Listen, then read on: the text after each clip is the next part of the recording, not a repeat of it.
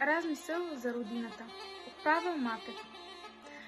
Годините се губят и се раждат, сред дъжд, сред снегове и ветрове, и пълнят със съмнение и жажда човешкото ни кратко битие, че всеки ден живота ни догаря, че всичко тук догаря като свещ. Остава само името България, велико като кръв или метеж. През нея преминават, отминават тревоги, упования, седи.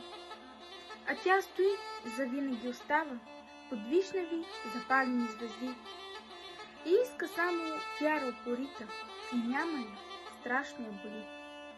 Не сме ние птици прелетни, с които тя лесно може да се раздели. На тях не им достига тъкмо вярност да ги държи навеки в студ и мраз на тази земя, която съотдайно ги откърнила, тъй както нас. Не изчезва името Родина и нищо няма да го разруши. То е съставка от хемоглобина, без който ние ще се задушим.